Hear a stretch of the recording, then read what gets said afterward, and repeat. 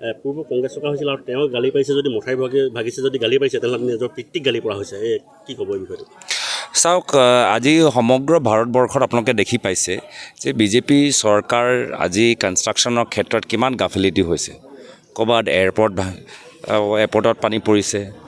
বিহাৰৰ তেওঁলোকৰ পুল ভাঙিছে ইয়াত আমি অসমত দেখিছোঁ গুৱাহাটী আৰু ডিব্ৰুগড়ৰ কি অৱস্থা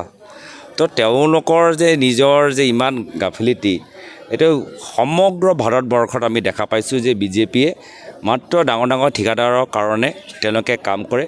আৰু এই ঠিকাদাৰবোৰ ভালদৰে কাম নকৰে তেওঁলোকক কমিশ্যন দিবলৈ হয় তো সেইকাৰণে কামখিনি তেওঁলোকে শুদ্ধ নকৰে আৰু য'ত য'ত আজি আমি বিজেপিয়ে ডাঙৰ ডাঙৰ নিৰ্মাণৰ কাম লৈছে হাতত তাত প্ৰত্যেক ঠাইত কিবা না কিবা সমস্যা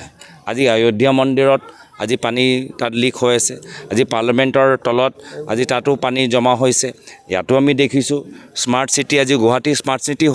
আমি দেখা পাইছোঁ নেকি স্মাৰ্ট চিটি প্ৰমাণ আমি ডিব্ৰুগড়ত দেখা পাইছোঁ নেকি তো এইটোৱে হ'ল বিজেপিৰ আজি তেওঁলোকে আমাৰ ওপৰত টেক্স লগায় আমাৰ ওপৰত ফাইন লগায় আমাৰ ওপৰত GST লগায় গোটেই পইচাটো কেনেদৰে তেওঁলোকে নষ্ট কৰিছে কিছু ব্যৱসায়ীসকলক কিছু ডাঙৰ ঠিকাদাৰক তেওঁলোকে সহায় কৰি নিজৰ তেওঁলোকৰ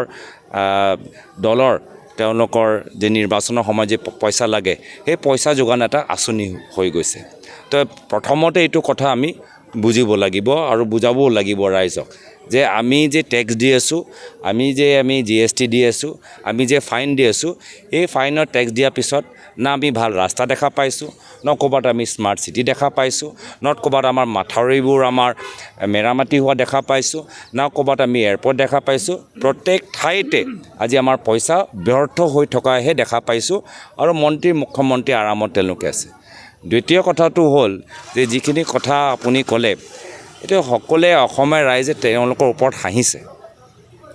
অসমৰ ৰাইজে তেওঁলোকৰ ওপৰত হাঁহিছে আৰু এই ধৰণৰ কথা শুনিলে কেতিয়াবা মোৰো হাঁহি ওলায় যে পূৰ্বৰ চৰকাৰৰ নিৰ্মাণৰ কামৰ কি মেৰামতি কি বৰ্তমান চৰকাৰৰ নহয় নেকি বৰ্তমান চৰকাৰৰ মেৰামতি নহয় নেকি আমি ঘৰখন বনালোঁ উত্তৰাধিকাৰী হিচাপে তেওঁলোকৰ এতিয়া কাম হৈছে মেৰামতি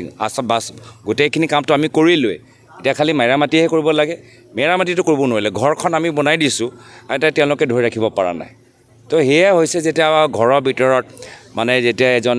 ঘৰৰ পিতৃয়ে যথেষ্ট একদম ভাল এটা সুস্থ এটা পৰিৱেশ থৈ গুচি যায় আৰু পিছত যে ল'ৰা ছোৱালীবোৰ যে একদম মানে ঘৰখনৰ একদম পৰিৱেশটো বেয়া কৰি দিয়ে তেনেকুৱা এটা অসম আমি দেখিছোঁ প্ৰায়তঃ তৰুণ গগৈদেৱে আমাক এটা সুস্থ অসম এটা সবল অসম এটা শান্তিপ্ৰিয় অসম আমাক দি থৈ গুচি গ'ল আৰু তেওঁলোকৰ উত্তৰাধিকাৰ হিচাপে বিজেপি চৰকাৰ অহাৰ পিছত এতিয়া তেওঁলোকৰ অসমত এতিয়া আইন শৃংখলা আপোনালোকে